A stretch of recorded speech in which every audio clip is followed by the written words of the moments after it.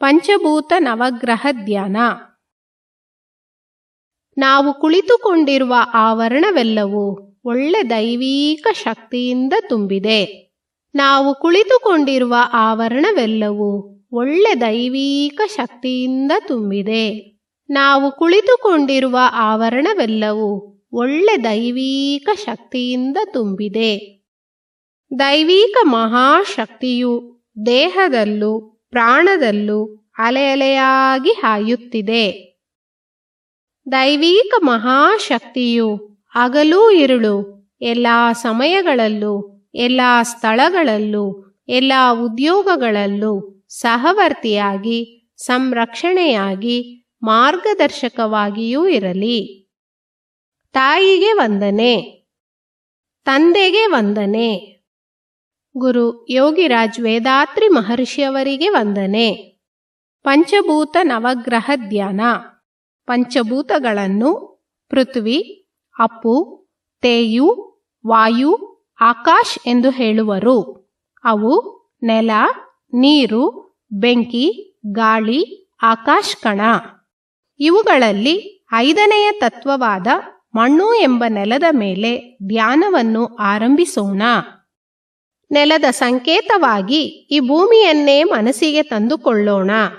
ಈ ಭೂಮಿ ಬಹಳ ದೊಡ್ಡದು. 25,000 ಮೈಲಿ ಸುತ್ತಳತೆಯುಳ್ಳದ್ದು. ಮಣ್ಣು, ಲೋಹಗಳು, ರಸಾಯನಗಳಿಂದ ಆಗಿದೆ.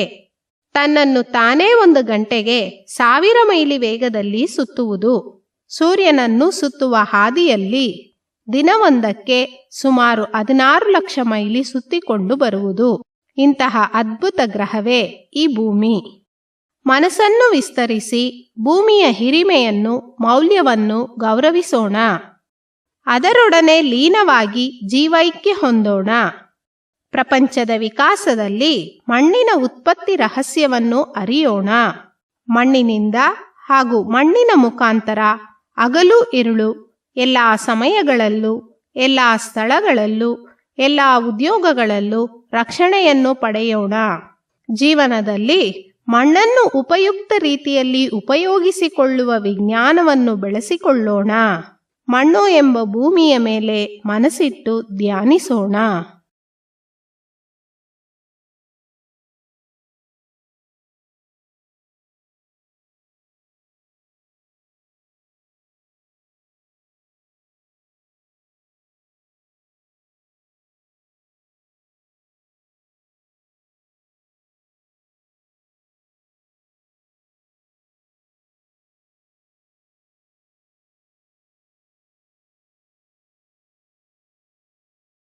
ಪ್ರಪಂಚದ ವಿಕಾಸದಲ್ಲಿ 4ನೆಯ ತತ್ವವಾದ ನೀರಿನ ಮೇಲೆ ಧ್ಯಾನವನ್ನು ಆರಂಭಿಸೋಣ.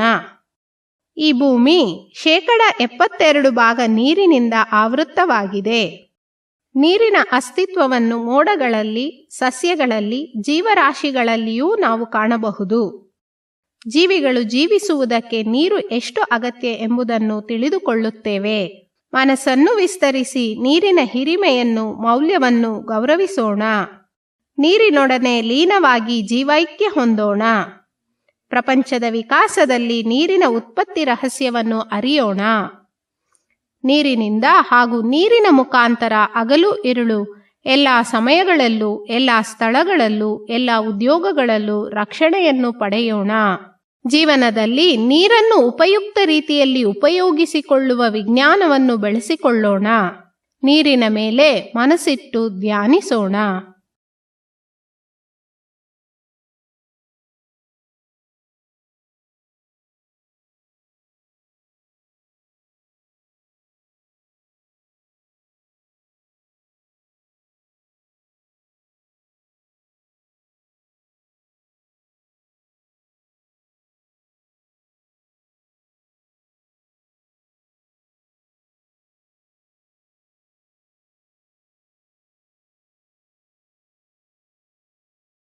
ಪ್ರಪಂಚದ ವಿಕಾಸದಲ್ಲಿ 3ನೆಯ ತತ್ವವಾದ ಬೆಂಕಿಯ ಮೇಲೆ ಧ್ಯಾನವನ್ನು ಆರಂಭಿಸೋಣ.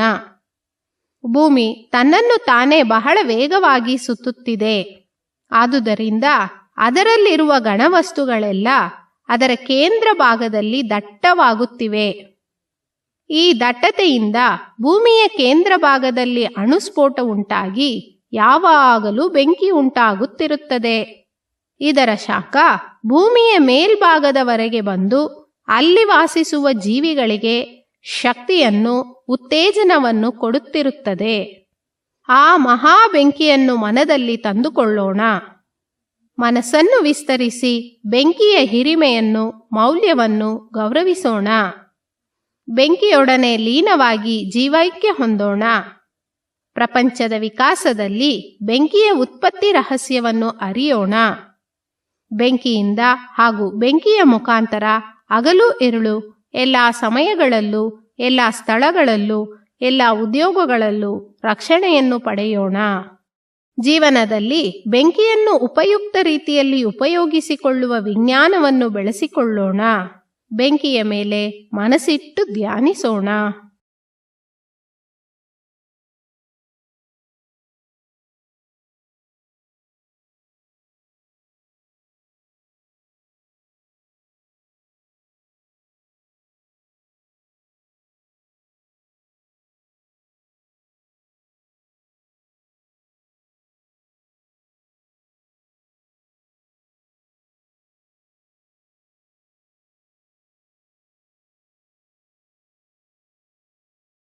ಪ್ರಪಂಚದ ವಿಕಾಸದಲ್ಲಿ ಎರಡನೆಯ ತತ್ವವಾದ ಗಾಳಿಯ ಮೇಲೆ ಧ್ಯಾನವನ್ನು ಆರಂಭಿಸೋಣ. ಭೂಮಿಯ ಸುತ್ತಲೂ 10 ಮೈಲಿ ಎತ್ತರದವರೆಗೆ ದಟ್ಟವಾಗಿ, ಅದಕ್ಕೂ ಮೇಲೆ ಹಗುರವಾಗಿ ಗಾಳಿ ಕವಚದಂತೆ ಆವರಿಸಿ ಚಲಿಸುತ್ತಿದೆ. ಜೀವಿಗಳು ಜೀವಿಸಲು ಗಾಳಿ ಎಷ್ಟು ಅಗತ್ಯ ಎಂಬುದನ್ನು ನಾವು ಅರಿಯೋಣ. ಮನಸ್ಸನ್ನು ವಿಸ್ತರಿಸಿ ಗಾಳಿಯ ಹಿರಿಮೆಯನ್ನು, ಮೌಲ್ಯವನ್ನು ಗೌರವಿಸೋಣ. ಗಾಳಿಯೊಡನೆ ಲೀನವಾಗಿ ಜೀವೈಕ್ಯ ಹೊಂದೋಣ. ಪ್ರಪಂಚದ ವಿಕಾಸದಲ್ಲಿ ಗಾಳಿಯ ಉತ್ಪತ್ತಿ ರಹಸ್ಯವನ್ನು ಅರಿಯೋಣ. ಗಾಳಿಯಿಂದ ಹಾಗೂ ಗಾಳಿಯ ಮುಖಾಂತರ ಹಗಲು ಇರುಳು ಎಲ್ಲ ಸಮಯಗಳಲ್ಲೂ, ಎಲ್ಲ ಸ್ಥಳಗಳಲ್ಲೂ, ಎಲ್ಲ ಉದ್ಯೋಗಗಳಲ್ಲೂ ರಕ್ಷಣೆಯನ್ನು ಪಡೆಯೋಣ. ಜೀವನದಲ್ಲಿ ಗಾಳಿಯನ್ನು ಉಪಯುಕ್ತ ರೀತಿಯಲ್ಲಿ ಉಪಯೋಗಿಸಿಕೊಳ್ಳುವ ವಿಜ್ಞಾನವನ್ನು ಬೆಳೆಸಿಕೊಳ್ಳೋಣ. ಗಾಳಿಯ ಮೇಲೆ ಮನಸ್ಸಿಟ್ಟು ಧ್ಯಾನಿಸೋಣ.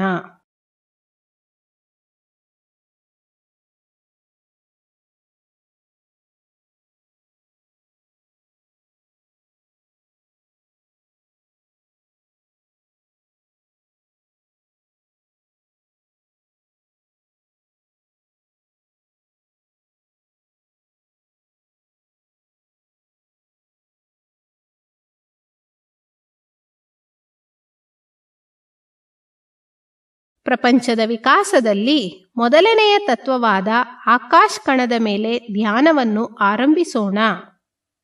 ಈ ಪ್ರಪಂಚದಲ್ಲಿ ಗೋಚರಿಸುವ ಎಲ್ಲಕ್ಕೂ ಕಾರಣವಾದ ಸೂಕ್ಷ್ಮ ಮೂಲ ಚೈತನ್ಯ ಕಣವೇ ಆಕಾಶ ಎಂಬ ಪ್ರಾಣಶಕ್ತಿ. ನಮ್ಮ ದೇಹದೊಳಗೆ ಪ್ರಾಣಶಕ್ತಿಯಾಗಿಯೂ, ಪ್ರಪಂಚವೆಲ್ಲ ಶಕ್ತಿ ಕ್ಷೇತ್ರವಾಗಿಯೂ ಎಲ್ಲೆಲ್ಲೂ ಎಡಬಿಡದೆ ತುಂಬಿರುವುದು ಆಕಾಶ ಕಣ. ಈ ಆಕಾಶ ಕಣದ ಸೇರುವಿಕೆಯೇ ನೆಲ, ನೀರು, ಬೆಂಕಿ, ಗಾಳಿ ಎಂಬ 4 ಭೂತಗಳು. ಮನಸ್ಸನ್ನು ವಿಸ್ತರಿಸಿ ಆಕಾಶ ಕಣದ ಹಿರಿಮೆಯನ್ನು, ಮೌಲ್ಯವನ್ನು ಅರಿಯೋಣ. ಆಕಾಶ ಕಣದೊಂದಿಗೆ ಲೀನವಾಗಿ ಜೀವೈಕ್ಯ ಹೊಂದೋಣ. ಪ್ರಪಂಚದ ವಿಕಾಸದಲ್ಲಿ ಆಕಾಶ ಕಣದ ಉತ್ಪತ್ತಿ ರಹಸ್ಯವನ್ನು ಅರಿಯೋಣ. ಆಕಾಶ ಕಣದಿಂದ ಹಾಗೂ ಆಕಾಶ ಕಣದ ಮುಖಾಂತರ ಹಗಲು ಇರುಳು ಎಲ್ಲ ಸಮಯಗಳಲ್ಲೂ, ಎಲ್ಲ ಸ್ಥಳಗಳಲ್ಲೂ, ಎಲ್ಲ ಉದ್ಯೋಗಗಳಲ್ಲೂ ರಕ್ಷಣೆಯನ್ನು ಪಡೆಯೋಣ. ಜೀವನದಲ್ಲಿ ಆಕಾಶ ಕಣವನ್ನು ಉಪಯುಕ್ತ ರೀತಿಯಲ್ಲಿ ಉಪಯೋಗಿಸಿಕೊಳ್ಳುವ ವಿಜ್ಞಾನವನ್ನು ಬೆಳೆಸಿಕೊಳ್ಳೋಣ. ಆಕಾಶ ಕಣದ ಮೇಲೆ ಮನಸ್ಸಿಟ್ಟು ಧ್ಯಾನಿಸೋಣ. ಪ್ರಪಂಚದ ಪೂರ್ತಿ ಆಕಾಶ ಕಣ ತುಂಬಿದ ಶಕ್ತಿ ಕ್ಷೇತ್ರದ ಮೇಲೆ ಧ್ಯಾನಿಸೋಣ.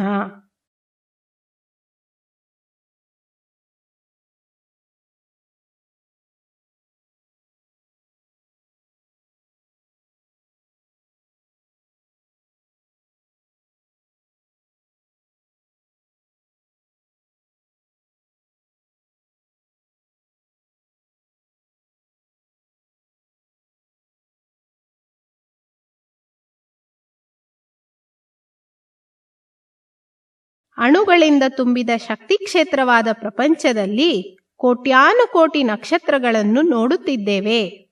ಒಂದೊಂದು ನಕ್ಷತ್ರವು ಒಂದು ಸೂರ್ಯನೇ. ಅವುಗಳಲ್ಲಿ ನಮ್ಮ ಭೂಮಿ ಸುತ್ತಿಕೊಂಡು ಬರುತ್ತಿರುವ ನಕ್ಷತ್ರವೇ ಸೂರ್ಯ. ಸೂರ್ಯ ಮತ್ತು ಅದನ್ನು ಸುತ್ತುವರೆದಿರುವ ಗ್ರಹಗಳನ್ನು ನವಗ್ರಹಗಳೆಂದು ಕರೆಯುತ್ತೇವೆ. ಸೂರ್ಯ ಕುಟುಂಬವನ್ನು ಸೇರಿದ ಎಲ್ಲಾ ಗ್ರಹಗಳಿಂದ ಬರುವ ಕಾಂತ ಅಲೆಗಳು ಮಾನವನ ದೇಹಕ್ಕೂ ಪ್ರಾಣಕ್ಕೂ ನೇರವಾದ ಹತ್ತಿರದ ಸಂಬಂಧವನ್ನು ಹೊಂದಿವೆ. ಈಗ ಈ 9 ಗ್ರಹಗಳ ಮೇಲೆ ಮನಸ್ಸಿಟ್ಟು ಧ್ಯಾನಿಸೋಣ. ಮೊದಲಿಗೆ ಸೂರ್ಯನ ಮೇಲೆ ಧ್ಯಾನವನ್ನು ಆರಂಭಿಸೋಣ. ಸೂರ್ಯ ಒಂದು ದೊಡ್ಡ ಬೆಂಕಿಯ ಗೋಳ. ಸೂರ್ಯ ಭೂಮಿಗಿಂತ 19 ಲಕ್ಷ ಪಟ್ಟು ಗಾತ್ರದಲ್ಲಿ ದೊಡ್ಡದು. 25 ದಿನಗಳಿಗೊಮ್ಮೆ ತನ್ನನ್ನು ತಾನೇ ಒಂದು ಬಾರಿ ಸುತ್ತುತ್ತದೆ. ಸೂರ್ಯನಿಂದ ಕಿತ್ತಳೆ ಬಣ್ಣದ ಕಾಂತಲೆಯ ಕಿರಣಗಳು ಹೊರಬರುತ್ತಿವೆ. ಈ ಕಿರಣಗಳು ನಮ್ಮ ದೇಹದಲ್ಲಿರುವ ಮೂಳೆಯೊಡನೆ ಸಂಬಂಧ ಹೊಂದಿವೆ.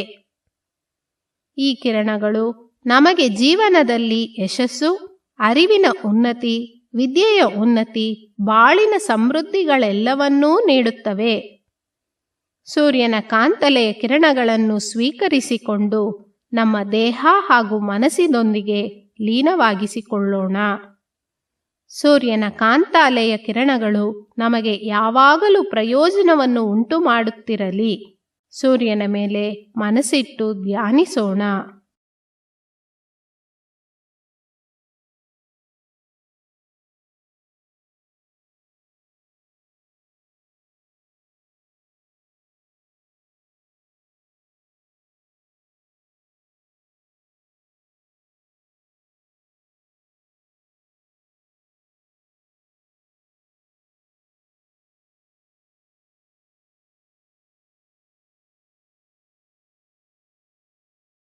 ಬುಧಗ್ರಹದ ಮೇಲೆ ಧ್ಯಾನವನ್ನು ಆರಂಭಿಸೋಣ. ಸೂರ್ಯನಿಂದ ಮೊದಲನೆಯ ಕಕ್ಷೆಯಲ್ಲಿ 3 ಕೋಟಿ ಮೈಲಿ ದೂರದಲ್ಲಿ ಸೂರ್ಯನನ್ನು ಸುತ್ತಿಕೊಂಡು ಬರುತ್ತಿರುವುದು ಬುಧಗ್ರಹ. ಇದು ಸೂರ್ಯನನ್ನು ಒಂದು ಬಾರಿ ಸುತ್ತಿ ಬರಲು 88 ದಿನಗಳನ್ನು ತೆಗೆದುಕೊಳ್ಳುತ್ತದೆ. ಬುಧಗ್ರಹದಿಂದ ಹಸಿರು ಬಣ್ಣದ ಕಾಂತಲೆಯ ಕಿರಣಗಳು ಹೊರಬರುತ್ತಿವೆ. ಈ ಕಿರಣಗಳು ನಮ್ಮ ದೇಹದ ಚರ್ಮದೊಂದಿಗೆ ಸಂಬಂಧವನ್ನು ಹೊಂದಿವೆ. ಬುಧನ ಕಾಂತಲೆಯ ಕಿರಣಗಳು ನಮಗೆ ಅರಿವಿನ ಉನ್ನತಿ, ವಿದ್ಯೆಯ ಉನ್ನತಿ, ಬಾಳಿನ ಸಮೃದ್ಧಿಗಳನ್ನು ನೀಡುವ ಸಾಮರ್ಥ್ಯವನ್ನು ಹೊಂದಿವೆ. ಬುಧನ ಹಸಿರು ಬಣ್ಣದ ಕಾಂತಲೆಯ ಕಿರಣಗಳನ್ನು ಸ್ವೀಕರಿಸಿಕೊಂಡು ನಮ್ಮ ದೇಹ ಹಾಗೂ ಪ್ರಾಣದೊಂದಿಗೆ ಲೀನವಾಗಿಸಿಕೊಳ್ಳೋಣ. ಬುಧನ ಕಾಂತಲೆಯ ಕಿರಣಗಳು ನಮಗೆ ಯಾವಾಗಲೂ ಪ್ರಯೋಜನವನ್ನು ಉಂಟು ಮಾಡುತ್ತಿರಲಿ. ಬುಧ ಎಂಬ ಗ್ರಹದ ಮೇಲೆ ಮನಸ್ಸಿಟ್ಟು ಧ್ಯಾನಿಸೋಣ.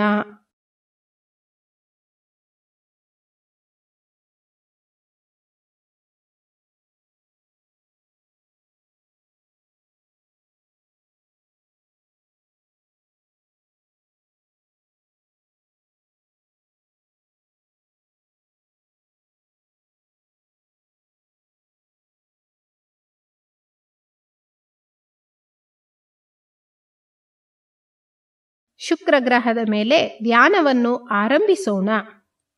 ಸೂರ್ಯನಿಂದ 2ನೆಯ ಕಕ್ಷೆಯಲ್ಲಿ ಸುಮಾರು 6 ಕೋಟಿ ಮೈಲಿ ದೂರದಲ್ಲಿ ಸೂರ್ಯನನ್ನು ಸುತ್ತಿ ಬರುತ್ತಿರುವುದು ಶುಕ್ರ ಗ್ರಹ.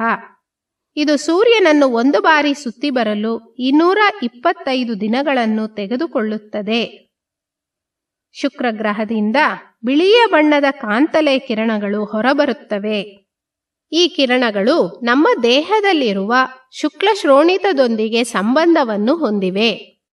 ಶುಕ್ರದ ಕಾಂತಲೆಯ ಕಿರಣಗಳು ಮನಸ್ಸಿಗೆ ಆನಂದ, ಉನ್ನತ ಸ್ನೇಹ, ಬಾಳಿನ ಸಮೃದ್ಧಿಗಳನ್ನು ನೀಡುವ ಸಾಮರ್ಥ್ಯವನ್ನು ಹೊಂದಿವೆ.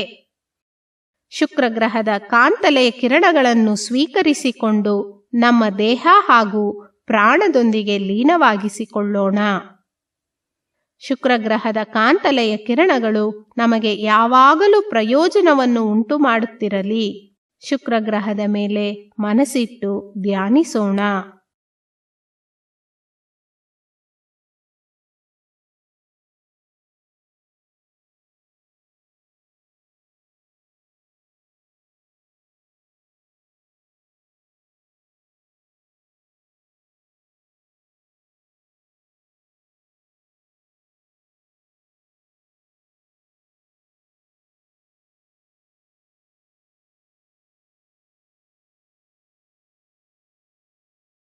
ಚಂದ್ರನೆಂಬ ಉಪಗ್ರಹದ ಮೇಲೆ ಧ್ಯಾನವನ್ನು ಆರಂಭಿಸೋಣ.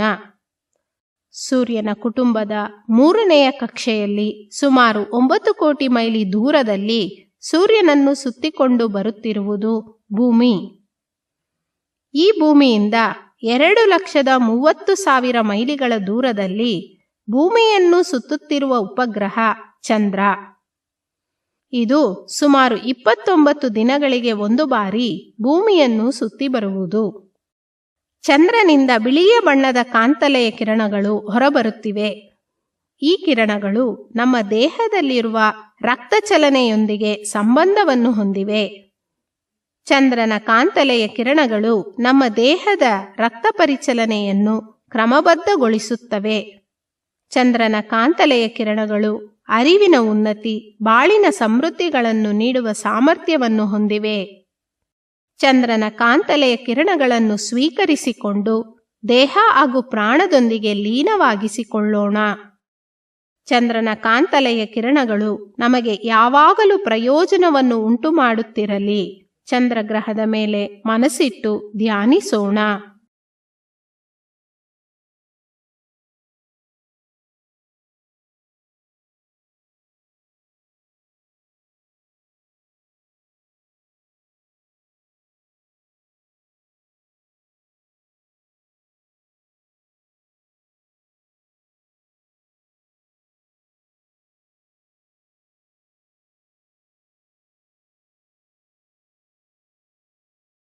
ಮಂಗಳ ಗ್ರಹದ ಮೇಲೆ ಧ್ಯಾನವನ್ನು ಆರಂಭಿಸೋಣ.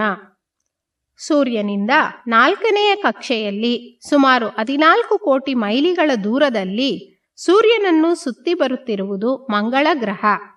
ಇದು ಸೂರ್ಯನನ್ನು ಒಂದು ಬಾರಿ ಸುತ್ತಿ ಬರಲು 18 ತಿಂಗಳುಗಳನ್ನು ತೆಗೆದುಕೊಳ್ಳುತ್ತದೆ. ಮಂಗಳ ಗ್ರಹದಿಂದ ಹವಳದ ಕೆಂಪು ಬಣ್ಣದ ಕಿರಣಗಳು ಹೊರಬರುತ್ತಿವೆ.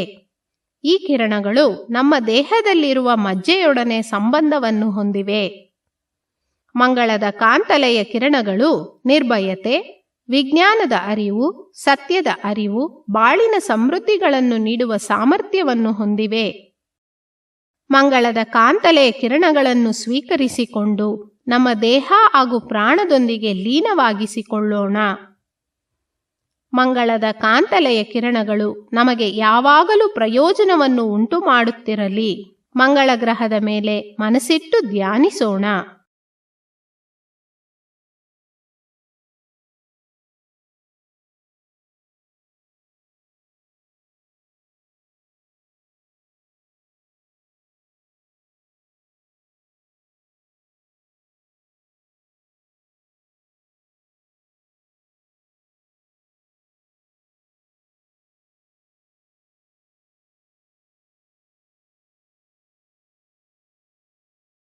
ಗುರು ಎನ್ನುವ ಶಕ್ತಿಯುತ ಗ್ರಹದ ಮೇಲೆ ಧ್ಯಾನವನ್ನು ಆರಂಭಿಸೋಣ.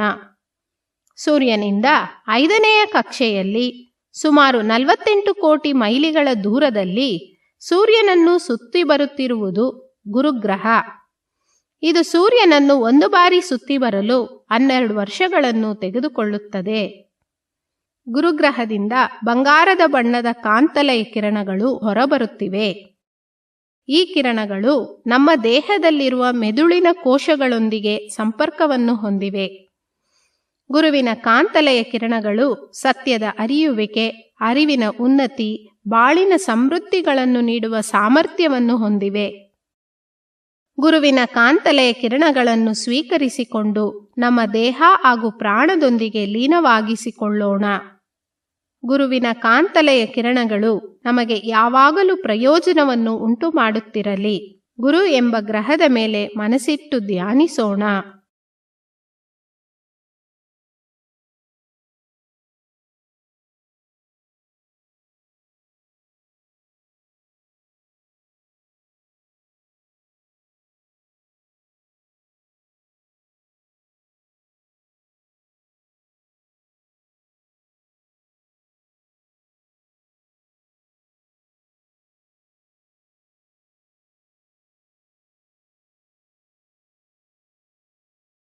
ಶನಿ ಎನ್ನುವ ಶಕ್ತಿಯುತ ಗ್ರಹದ ಮೇಲೆ ಧ್ಯಾನವನ್ನು ಆರಂಭಿಸೋಣ. ಸೂರ್ಯನಿಂದ 6ನೆಯ ಕಕ್ಷೆಯಲ್ಲಿ ಸುಮಾರು 88 ಕೋಟಿ ಮೈಲಿ ದೂರದಲ್ಲಿ ಸೂರ್ಯನನ್ನು ಸುತ್ತಿಕೊಂಡು ಬರುತ್ತಿರುವುದು ಶನಿ ಗ್ರಹ. ಇದು ಸೂರ್ಯನನ್ನು ಒಂದು ಬಾರಿ ಸುತ್ತಿ ಬರಲು 30 ವರ್ಷಗಳನ್ನು ತೆಗೆದುಕೊಳ್ಳುತ್ತದೆ. ಶನಿ ಗ್ರಹದಿಂದ ಬೂದಿ ಬಣ್ಣದ ಕಾಂತಲೆಯ ಕಿರಣಗಳು ಹೊರಬರುತ್ತಿವೆ. ಈ ಕಿರಣಗಳು ನಮ್ಮ ದೇಹದಲ್ಲಿರುವ ನರಗಳೊಂದಿಗೆ ಸಂಬಂಧವನ್ನು ಹೊಂದಿವೆ. ಶನಿಗ್ರಹದ ಕಾಂತಲೆಯ ಕಿರಣಗಳು ನಮಗೆ ದೀರ್ಘಾಯುಷು, ದೇಹ ಆರೋಗ್ಯ, ವಸ್ತು ಸಮೃದ್ಧಿ, ಮಾನಸಿಕ ಸಮೃದ್ಧಿಗಳನ್ನು ನೀಡುವ ಸಾಮರ್ಥ್ಯವನ್ನು ಹೊಂದಿವೆ. ಶನಿಯಿಂದ ಬರುವ ಕಾಂತಲೆಯ ಕಿರಣಗಳನ್ನು ಸ್ವೀಕರಿಸಿಕೊಂಡು ನಮ್ಮ ದೇಹ ಹಾಗೂ ಪ್ರಾಣದೊಂದಿಗೆ ಲೀನವಾಗಿಸಿಕೊಳ್ಳೋಣ.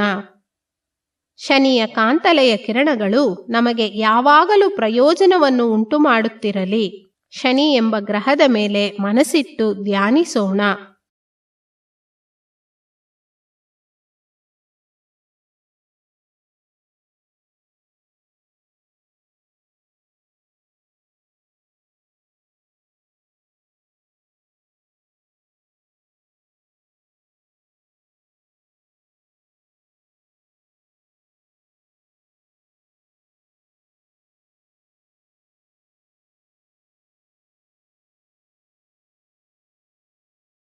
ರಾಹು ಕೇತು ಎಂಬ ಶಕ್ತಿಯುತ ಕಾಂತಲೆಯ ಪಥದ ಮೇಲೆ ಧ್ಯಾನವನ್ನು ಆರಂಭಿಸೋಣ. ಸೂರ್ಯನ ಕೇಂದ್ರ ಭಾಗದಲ್ಲಿ ಅಣುಗಳು ನಿಷ್ಕ್ರಿಯವಾಗಿ ನಿಂತುಬಿಡುತ್ತವೆ. ಅವು ಶುದ್ಧ ಬಯಲಾಗಿ ಬ್ರಹ್ಮವಾಗಿ ಪರಿವರ್ತನೆಯಾಗುತ್ತಿರುವ ಸ್ಥಿತಿ. ಇದೇ ಕಪ್ಪು ರಂಧ್ರ, ಬ್ಲ್ಯಾಕ್ ಹೋಲ್ ಎನ್ನಲ್ಪಡುವುದು. ಅವು ಅಧಿಕವಾದಾಗ ಅಲ್ಲಿ ನಿಲ್ಲಲಾರದೆ ಒಂದು ರೇಖೆಯಂತೆ ಸೂರ್ಯನ ಕೇಂದ್ರದಿಂದ ಪ್ರಪಂಚವೆಲ್ಲವನ್ನೂ ದಾಟಿ ಶುದ್ಧ ಬಯಲಿನೊಡನೆ ಬೆರೆಯುತ್ತಿರುತ್ತವೆ. ಹೀಗೆ ಸೂರ್ಯನ ಎರಡೂ ಕಡೆಯಿಂದ ಯಾವಾಗಲೂ ಹೊರಬರುತ್ತಿರುವ ಕರಿ ಬಣ್ಣದ ಕಾಂತಲೆಯ ಪಥಗಳನ್ನು ಒಂದು ಕಡೆ ರಾಹುವೆಂದು ಮತ್ತೊಂದು ಕಡೆ ಕೇತುವೆಂದು ಹೇಳುತ್ತೇವೆ. ರಾಹು ಮತ್ತು ಕೇತು ಎಂಬ ಎರಡು ಕಾಂತಲೆಯ ಪಥಗಳಿಂದ ಕಪ್ಪು ಬಣ್ಣದ ಕಾಂತಲೆಯ ಕಿರಣಗಳು ಹೊರಬರುತ್ತಿರುತ್ತವೆ. ಈ ಕಿರಣಗಳು ನಮ್ಮ ದೇಹದಲ್ಲಿರುವ ಓಜಸ್ ಎಂಬ ಶುದ್ಧ ಶಕ್ತಿಯೊಡನೆ ಸಂಬಂಧವನ್ನು ಹೊಂದಿದೆ. ರಾಹುಕೇತು ಕಾಂತ ಅಲೆಗಳು ಸತ್ಯದ ವಿವರಣೆ, ದೇಹ ಆರೋಗ್ಯ, ಜೀವನ ಸಮೃದ್ಧಿಗಳೆಲ್ಲವನ್ನೂ ನೀಡುವ ಸಾಮರ್ಥ್ಯವನ್ನು ಹೊಂದಿವೆ. ರಾಹುಕೇತುವಿನ ಕಾಂತ ಅಲೆಗಳನ್ನು ನಾವು ಸ್ವೀಕರಿಸಿಕೊಂಡು ನಮ್ಮ ದೇಹ ಹಾಗೂ ಪ್ರಾಣದೊಂದಿಗೆ ಲೀನವಾಗಿಸಿಕೊಳ್ಳೋಣ. ರಾಹುಕೇತುವಿನ ಕಾಂತ ಅಲೆಗಳು ನಮಗೆ ಯಾವಾಗಲೂ ಪ್ರಯೋಜನವನ್ನು ಉಂಟು ಮಾಡುತ್ತಿರಲಿ. ರಾಹುಕೇತು ಎಂಬ ಕಾಂತಲೆಯ ಪಥಗಳ ಮೇಲೆ ಮನಸ್ಸಿಟ್ಟು ಧ್ಯಾನಿಸೋಣ.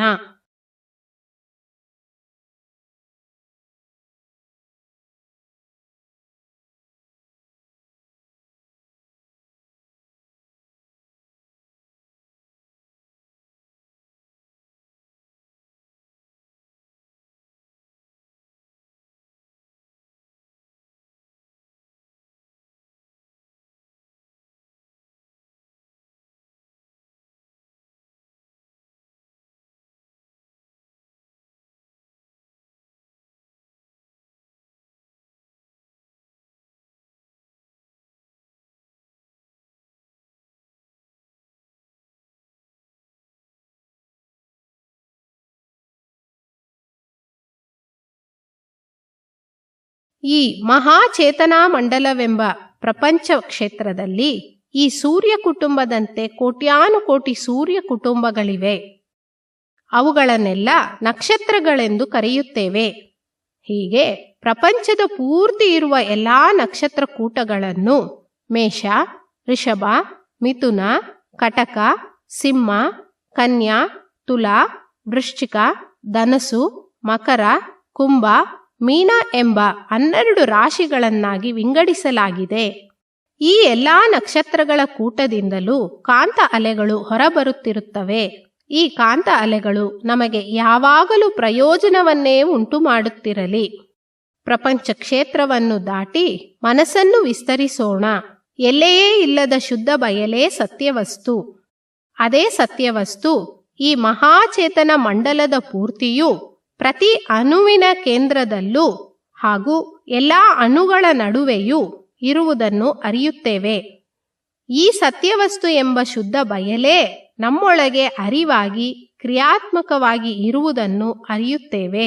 ಆ ಸತ್ಯವಸ್ತು ಎಂಬ ಶುದ್ಧ ಬಯಲೇ ನಮ್ಮೊಳಗೆ ಗಟ್ಟಿ ವಸ್ತುವಾದ ದೇಹ, ರಕ್ತ ಸಂಚಾರ, ಉಷ್ಣ ಸಂಚಾರ, ಗಾಳಿ, ಪ್ರಾಣ ಎಂಬ 5 ಭೌತಿಕ ವಿಭಾಗಗಳಾಗಿ ಕ್ರಿಯೆಗೊಳ್ಳುವುದನ್ನು ಅರಿಯುತ್ತೇವೆ. ಇವೆಲ್ಲವನ್ನೂ ಆ ಅರಿವೇ ಆಳುತ್ತಿರುವುದನ್ನು ಅರಿಯುತ್ತೇವೆ. ಇದರಂತೆಯೇ ಪ್ರತಿಯೊಬ್ಬ ಮಾನವನಲ್ಲೂ ಪ್ರತಿಯೊಂದು ಜೀವಿಯಲ್ಲೂ ಇರುವುದನ್ನು ಅರಿಯುತ್ತೇವೆ.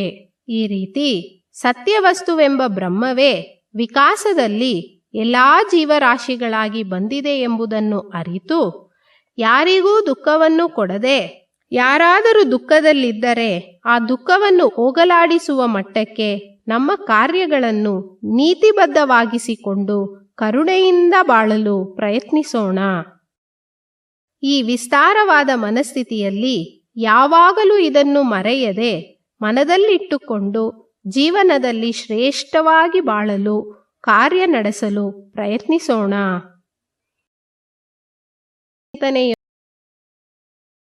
ಮುಗಿಸೋಣ. ಆರೋಗ್ಯ, ದೀರ್ಘ ಆಯಸ್ಸು, ಸಾಕಷ್ಟು ಐಶ್ವರ್ಯ, ಉನ್ನತ ಕೀರ್ತಿ, ಸತ್ಯಜ್ಞಾನ ಬಾಳೋಣ. ದೈವಿಕ ಮಹಾಶಕ್ತಿಯ ಕರುಣೆಯಿಂದ ದೇಹ ಆರೋಗ್ಯ, ದೀರ್ಘ ಆಯಸ್ಸು, ಸಾಕಷ್ಟು ಐಶ್ವರ್ಯ, ಉನ್ನತ ಕೀರ್ತಿ, ಸತ್ಯಜ್ಞಾನ ಪಡೆದು ಉನ್ನತವಾಗಿ ಬಾಳೋಣ. ಬಾಳ ಸಂಗಾತಿಯನ್ನು ಹಾರೈಸೋಣ.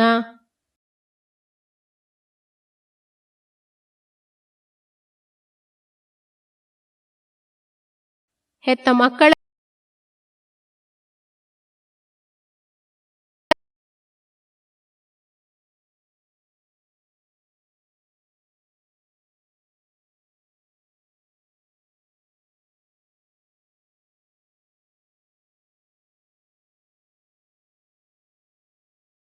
ಹತ್ತಿರದ ಬಂಧುಗಳು ಹಾಗೂ ಆತ್ಮೀಯ ಸ್ನೇಹಿತರನ್ನು ಹಾರೈಸೋಣ.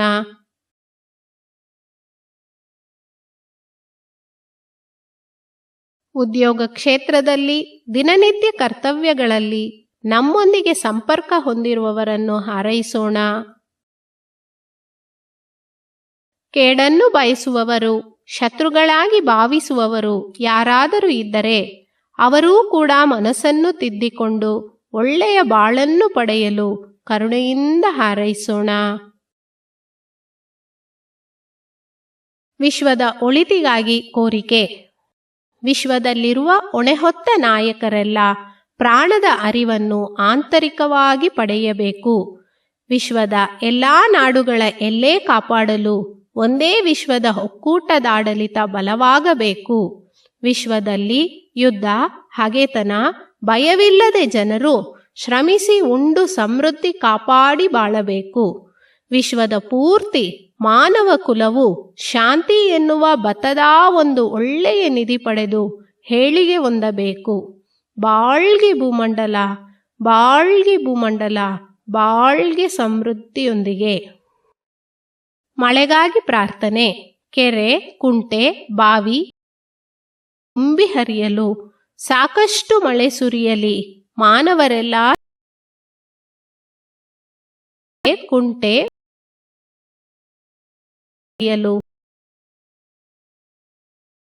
ಮಾನವರೆಲ್ಲ ಸಮೃದ್ಧಿಯಾಗಿ ಬಾಳಲಿ. ಕೆರೆ, ಕುಂಟೆ, ಬಾವಿ, ನದಿಗಳೆಲ್ಲ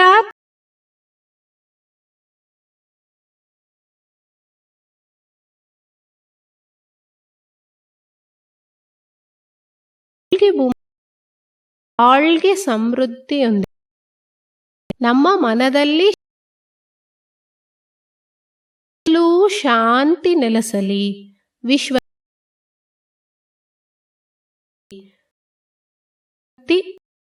ಶಾಂತಿ ಶಾಂತಿ.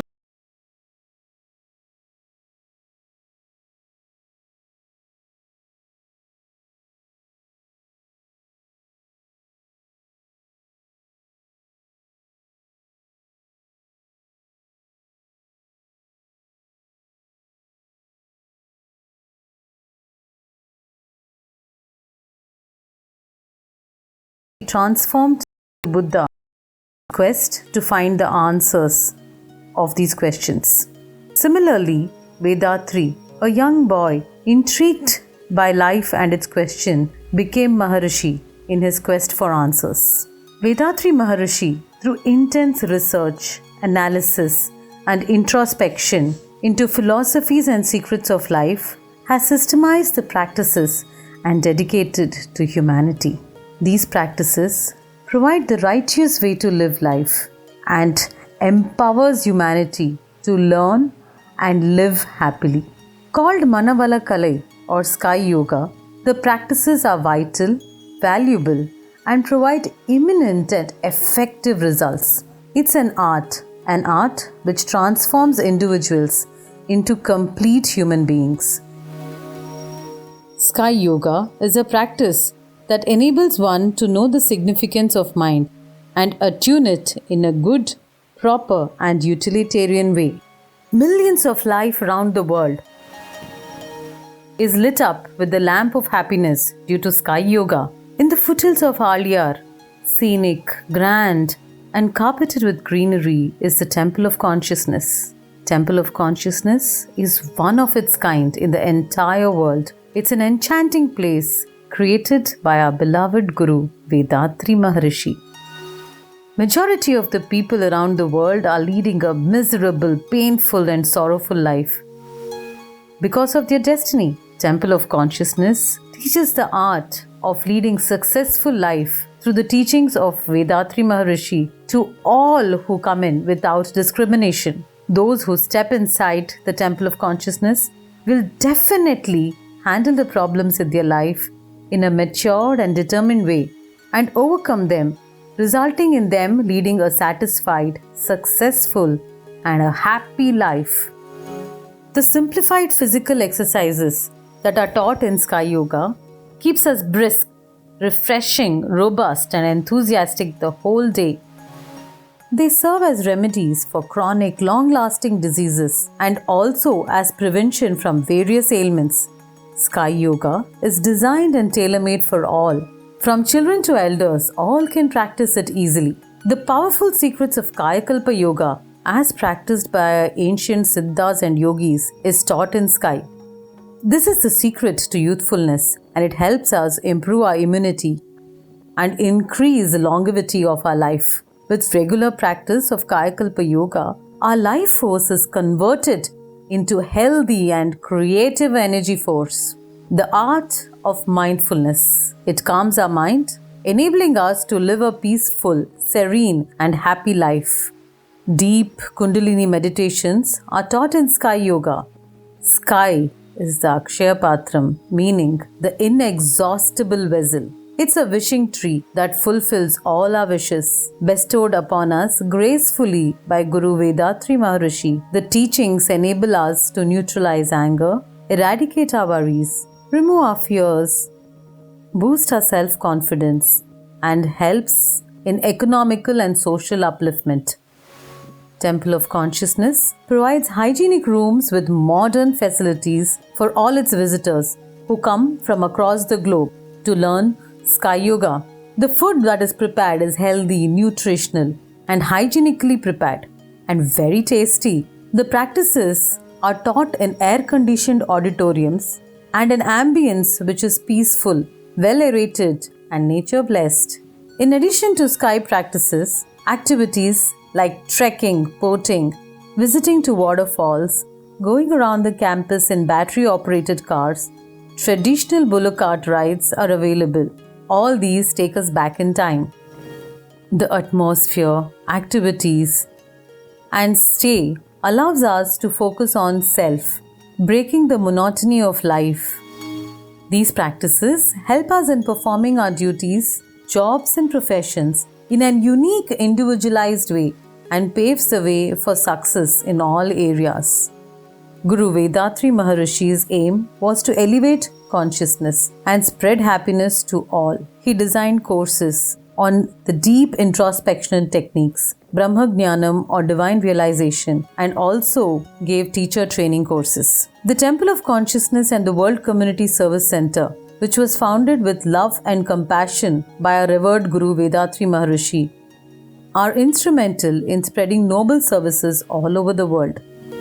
Padma Shri Arulnidhi S.K.M. Mailanandan took the charge of the World Community Service Center after Vedatri Maharishi's Mahasamadhi. A contemporary leader, he is rendering selfless service and fulfilling the dreams of Vedatri Maharishi. We invite you all to the Alia Temple of Consciousness online and residential courses, which transforms an individual into a divine and a great human being through Sky Yoga practices. Come and experience love, peace, and bliss from the simple and yet powerful transformative practices of Sky Yoga. Be blessed by the Divine.